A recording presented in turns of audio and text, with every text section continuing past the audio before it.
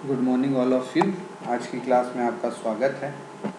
तो last class में हमने क्लासिफिकेशन ऑफ ट्रांसड्यूसर के बारे में देखा था, है ना, कि कितने प्रकार से हम उसका वर्गीकरण कर सकते हैं। तो on the basis of construction, on the basis of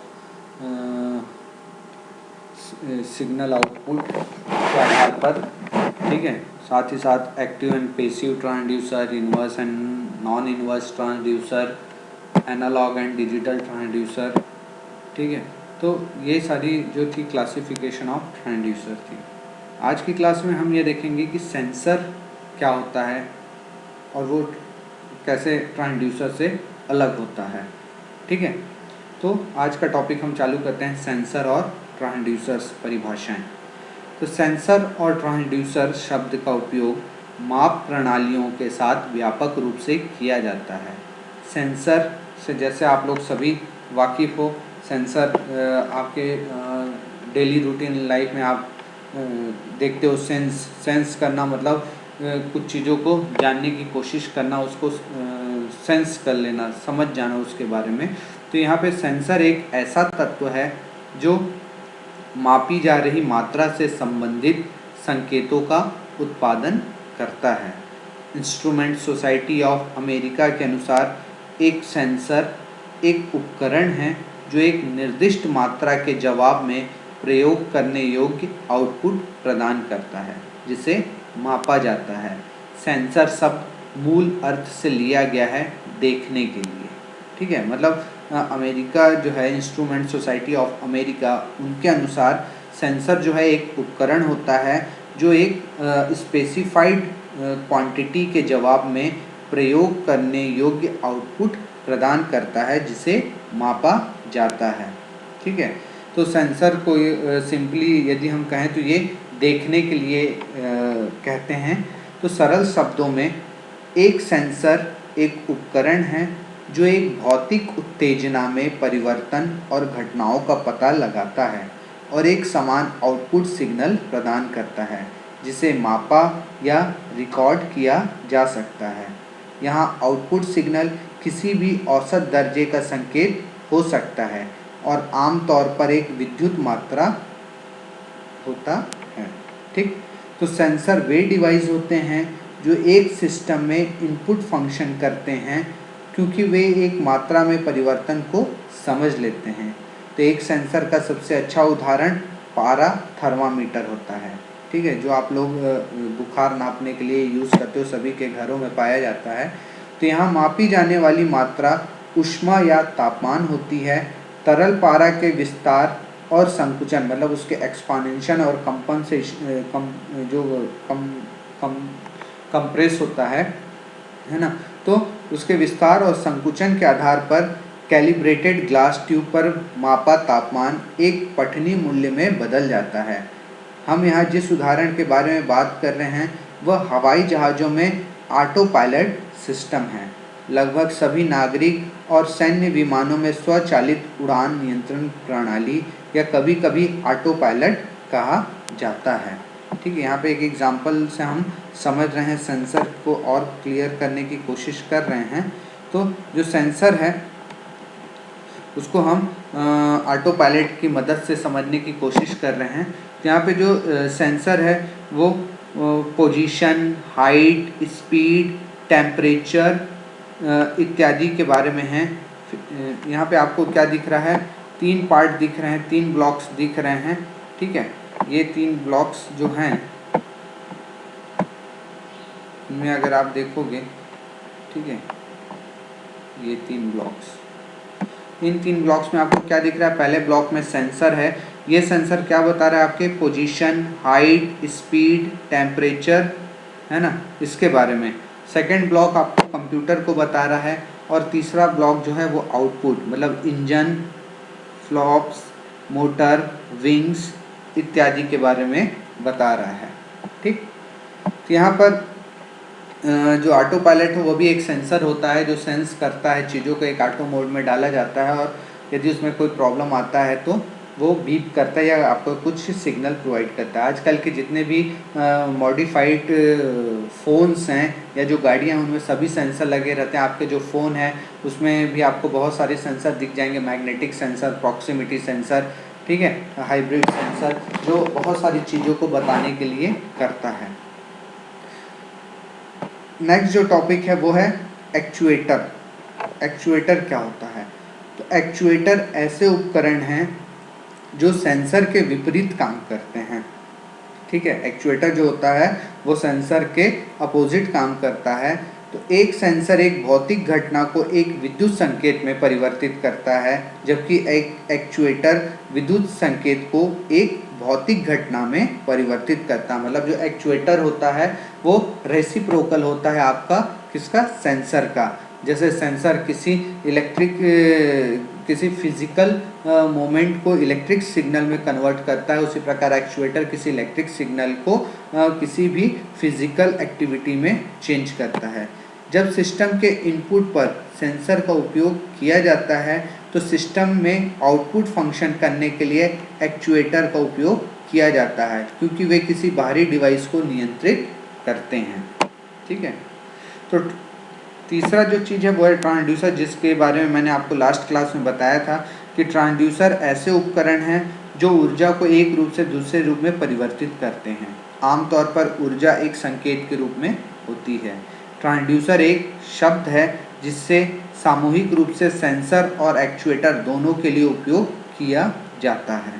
तो एक सेंसर की एक और अनूठी परिभाषा इस प्रकार है: यह एक उपकरण है जो सिग्नल को एक ऊर्जा डोमेन से विद्युत डोमेन में परिवर्तित करता है। यदि हम विचार में एक उदाहरण लें तो सेंसर की परिभाषा को बेहतर ढंग से समझा जा सकता है। यहाँ पे आपको डिफरेंट टाइप के सेंसर के बारे में आपको दिखेगा। जैसे यहाँ पर क्या दिख रहा है? Colour sensor, gas sensor, LDR या light sensor, proximity sensor, thermistor या temperature sensor, ultrasonic sensor, soil moisture sensor, gyroscope, photo transistor, IR receiver, water flow sensor, smoke sensor, alcohol sensor, ठीक है, PIR sensor, touch sensor, rain sensor, heart beat sensor, ठीक है। तो ये जो सारे sensor हैं ये सभी क्या करते हैं? आपके किसी भी भौतिक जो सिग्नल है उनको एक इलेक्ट्रिक सिग्नल में बदलने का काम करते हैं। तो ये बहुत सारे सिग्नल हैं जिनको आप प्राय सुनते हो या फिजिकली रूप में देखते हो या उनका कहीं ना कहीं आप उपयोग करते ही हो, ठीक है। तो किसी भी सेंसर को चुनने के लिए क्या मानदंड होते हैं इसके बारे में जानना बहुत ज़रूरी है। तो यदि मैं कोई सेंसर का चयन करता हूँ, सिलेक्शन ऑफ सेंसर, तो क्या क्या क्राइटेरिया हैं ये इसमें हम देखते हैं। तो किसी भी सेंसर को चुनते समय उसमें निम्नलिखित विशेषताएं होनी चाहिए। जैसे सबसे पहला है सेंसिंग का प्रकार, वो किस प्रकार किस चीज़ को सेंस करेगा। तो वह पैरामीटर जिसे तापमान या दबाव की तरह महसूस किया जा रहा है, तो सेंसिंग का प्रकार। दूसरा है ऑपरेटिंग सिद्धांत, सेंसर के संचालन का सिद्धांत कि वो किस थ्योरी पर वर्क कर रहा है। तीसरा बिजली की खपत, तो सेंसर द्वारा खपत की जाने वाली बिजली प्रणाली की कुल शक्ति को परिभाषित करने में महत्वपूर्ण भूमिका निभाएगी। चौथा है सटीकता, सेंसर की सटीकता एक सेंसर का चयन करने के लिए सबसे महत्वपूर्ण कारक है। पांचवा है पर्यावरण की स्थिति, जिन स्थितियों में सेंसर का उपयोग किया जा रहा है वह सेंसर की गुणवत्ता को चुनने में एक कारक होगा। छठवां है आपका लागत, तो मतलब उसका जो भी कॉस्ट है। तो आवेदन की लागत के आधार पर कम लागत सेंसर या उच्च लागत सेंसर का उपयोग किया जा सकता है। नेक्स्ट है रिजोल्यूशन और रेंज, तो सबसे छोटा मूल्य जिसे महसूस किया जा सकता है और माप की सीमा महत्वपूर्ण होती है। और आठवां है अंशांकन और पुनरावृत्ति, तो समान परिस्थितियों में माप को दोहराने के लिए और समय और क्षमता के साथ मूल्यों का परिवर्तन। तो यहाँ पे मुख्यतः 8 विशेषताएं होनी चाहिए किसी भी सेंसर के लिए जिनके बेस पर हम उनका चुनाव करते हैं। पहला है सेंसिंग का प्रकार, दूसरा है ऑपरेटिंग सिद्धांत, तीसरा है बिजली की खपत, चौथा सटीकता, पांचवा पर्यावरण की स्थिति, छठवां लागत, सातवां रिजोल्यूशन और रेंज, और आठवां है अंशांकन और पुनरावृत्ति। ठीक है। नेक्स्ट हमारा जो टॉपिक है वो है सेंसरों का वर्गीकरण, क्लासिफिकेशन ऑफ सेंसर्स। तो सेंसरों को वर्गीकृत करने की योजना बहुत सरल से लेकर बहुत जटिल तक हो सकती है। जिस उत्तेजना को महसूस किया जा रहा है वह इस वर्गीकरण का एक महत्वपूर्ण कारक है। कुछ जो उत्तेजनाएं हैं उनमें है सबसे पहला ध्वनि। ठीक है। ध्वनि में हम जिसमें वेव्स, स्पेक्ट्रम और फ्रीक्वेंसी की बात करते हैं वो सभी क्या होते हैं, ध्वनिक में आते हैं। दूसरा होता है विद्युत, तो इसमें विद्युत धारा, आवेश, क्षमता, विद्युत क्षेत्र, पारगम्यता और चालकताएं आती हैं। अगर मैं इसे बताऊं, electric current, charges, capacity, electric field, permeability और कंडक्टिविटी। चुंबकीय में देखें तो ये होगा मैग्नेटिक फील्ड, मैग्नेटिक फ्लो और परमिबिलिटी। थर्मल में यदि हम बात करें तो टेम्परेचर, स्पेसिफिक हीट और टेम्परेचर, कंडक्टिविटी। मैकेनिकल की बात में करें तो position, acceleration, force, pressure, tension, mass और इनर्शिया, स्पीड, टॉर्क, आकृति, अभिविन्यास, खुरदुरापन, हार्डनेस, अनुपालन, क्रिस्टलीयता और संरचनात्मकता। प्रकाशीय के बारे में बात करें तो ये तरंग वेव, अपवर्तक, सूचनांक, परावर्तक, अवशोषण और उत्सर्जन। तो सेंसर के वर्गीकरण में सेंसर की रूपांतरण घटना भी एक महत्वपूर्ण कारक है। कुछ रूपांतरण घटनाएं मैग्नेटो इलेक्ट्रिक, थर्मो इलेक्ट्रिक और फोटो इलेक्ट्रिक भी हो सकती हैं। तो यहाँ पे जो मैंने सेंसर का वर्गीकरण किया वो 6 प्रकार से किया है। ध्वनिक सेंसर, विद्युत सेंसर, चुंबकीय sensor, thermal sensor, mechanical sensor, प्रकाशीय सेंसर। ये 6 प्रकार के वर्गीकरण हम सेंसर का करते हैं। ठीक है। सभी सेंसर को पावर या सिग्नल की आवश्यकता होती है। तो पावर या सिग्नल की आवश्यकता के आधार पर इसे 2 प्रकार से वर्गीकृत किया जा सकता है। पहला होता है एक्टिव सेंसर और दूसरा होता है पैसिव सेंसर। तो एक्टिव सेंसर वह सेंसर होते हैं जिन्हें संचालित करने के लिए बाहरी स्रोत से पावर सिग्नल की आवश्यकता होती है। इस सिग्नल को एक उत्तेजना संकेत कहा जाता है और इस उत्तेजना संकेत के आधार पर सेंसर आउटपुट का उत्पादन करता है। स्ट्रेन गेज सक्रिय सेंसर का एक उदाहरण है। यह एक दबाव संवेदनशील प्रतिरोधक पुल नेटवर्क है और यह अपने आप आउटपुट सिग्नल का उत्पादन नहीं करता। लागू बल की मात्रा को नेटवर्क के प्रतिरोध से संबंधित करके मापा जा सकता है। प्रतिरोध को इसके माध्यम से करंट पास करके मापा जा सकता है। वर्तमान उत्तेजना संकेत के रूप में ये कार्य करता है। इसके विपरीत निष्क्रिय सेंसर वह सेंसर होते हैं जिनमें सीधे इनपुट उत्तेजना के जवाब में आउटपुट इलेक्ट्रिक सिग्नल का उत्पादन करते हैं। एक निष्क्रिय सेंसर द्वारा आवश्यक सभी शक्ति को माइंड लैंड से प्राप्त किया जाता है। थर्मोकपल एक क्या है आपका पैसिव सेंसर या निष्क्रिय सेंसर है। अन्य प्रकार का वर्गीकरण सेंसर में उपयोग किए जाने वाले पहचान के साधनों पर आधारित होता है। पहचान के कुछ साधन इलेक्ट्रिक, जैविक, रासायनिक और रेडियो एक्टिव भी हो सकते हैं। अगला वर्गीकरण रूपांतरण घटना यानी इनपुट और आउटपुट पर आधारित होता है।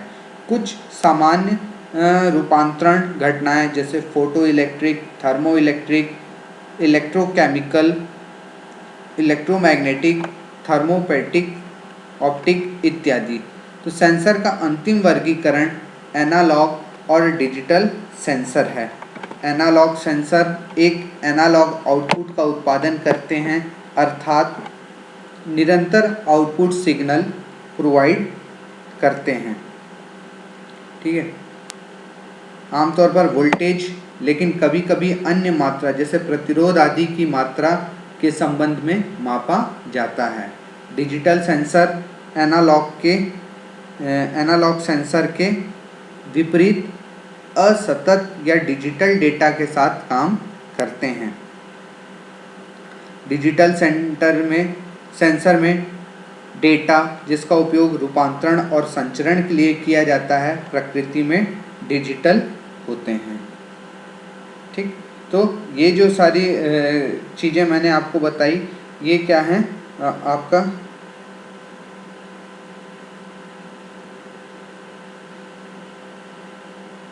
सेंसर के बारे में था। ठीक है, अब जो चीज़ें मैंने आपको बताई हैं उनके अलावा जो ट्रांसड्यूसर हैं वो उनको हम एलिमेंट्री फॉर्म में बताते हैं।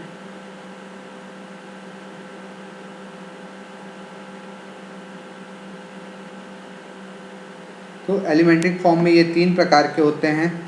ठीक है, रेजिस्टिव ट्रांसड्यूसर, कैपेसिटिव ट्रांसड्यूसर और इंडक्टिव ट्रांसड्यूसर, जिसे हम बोलते हैं प्रतिरोधी ट्रांसड्यूसर, प्रेरकत्व ट्रांसड्यूसर और संधारित्र ट्रांसड्यूसर। तो ये मुख्यतः 3 चीज़ें होती हैं जिनके प्रिंसिपल के आधार पर हम कार्य करते हैं। तो यहाँ पर जो प्रतिरोधी ट्रांसड्यूसर है उसे यदि मैं आपको डिफाइन करूं तो जिस ट्रांसड्यूसर का प्रतिरोध पर्यावरणीय प्रभावों के कारण भिन्न होता है, इस प्रकार के ट्रांसड्यूसर को प्रतिरोधक ट्रांसड्यूसर के रूप में जाना जाता है। प्रतिरोध में परिवर्तन किया गया है। मापा द्वारा एसी या डीसी को मापने उपकरणों प्रतिरोधक ट्रांसड्यूसर को मापने के लिए प्रयोग किया जाता है, तापमान, विस्थापन, कंपन आदि जैसी भौतिक मात्रा को। तो भौतिक मात्रा का मापन काफ़ी कठिन है। प्रतिरोधक ट्रांसड्यूसर भौतिक मात्राओं को परिवर्तनीय प्रतिरोध में परिवर्तित करता है, जिसे आसानी से मीटर द्वारा मापा जाता है। प्रतिरोध में भिन्नता की प्रक्रिया का व्यापक रूप से औद्योगिक अनुप्रयोगों में उपयोग किया जाता है। यहाँ पे जो प्रतिरोधक ट्रांसड्यूसर होते हैं वो प्राइमरी और सेकेंडरी ट्रांसड्यूसर दोनों के रूप में कार्य करता है। ठीक है, प्राथमिक ट्रांसड्यूसर भौतिक मात्रा को एक यांत्रिक संकेत में बदलता है और द्वितीयक ट्रांसड्यूसर इसे सीधे विद्युत संकेत में बदल देता है। ये था आपका रेजिस्टिव ट्रांसड्यूसर। इसके अलावा जो है वो है इंडक्टिव ट्रांसड्यूसर।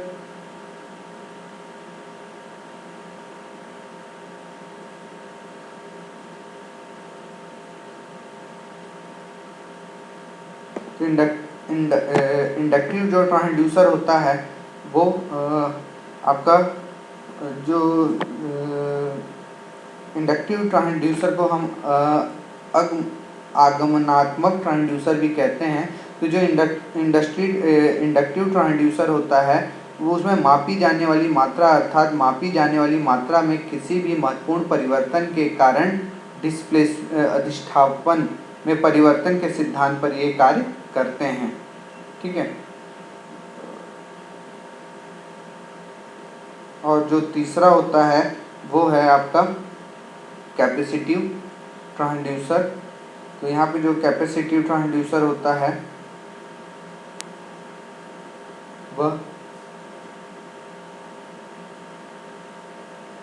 वो ये बताता है कि किसी भी कैपेसिटिव ट्रांसड्यूसर का उपयोग डिस्प्लेसमेंट, प्रेशर और अन्य भौतिक मात्राओं को मापने के लिए किया जाता है। यह एक निष्क्रिय ट्रांसड्यूसर है, जिसका अर्थ है कि इसे संचालन के लिए बाहरी शक्ति की आवश्यकता होती है। कैपेसिटिव ट्रांसड्यूसर वेरिएबल कैपेसिटेंस के सिद्धांत पर कार्य करता है। कैपेसिटिव ट्रांसड्यूसर की कैपेसिटेंस कई कारणों से बदलती है, जैसे प्लेटों का ओवरलैपिंग, प्लेटों के बीच की दूरी में बदलाव और डाइलेक्ट्रिक कांस्टेंट के कारण। तो आज की क्लास में हमने क्लासिफिकेशन सेंसर और ट्रांसड्यूसर एक्चुएटर क्या होता है, क्लासिफिकेशन ऑफ सेंसर्स के बारे में देखा और small brief of resistive transducer, capacitive transducer और इंडक्टिव ट्रांसड्यूसर के बारे में हमने देखा। अगली क्लास में मैं आपको जो चीज़ें ब्रीफ में मैंने अभी बताई उसको एक्सपांड करके बताऊंगा। तो होप सो मैंने आज की क्लास में जो भी चीज़ें आपको बताई वो आपको समझ में आई होगी। आज की क्लास में इतना ही। Thank you so much.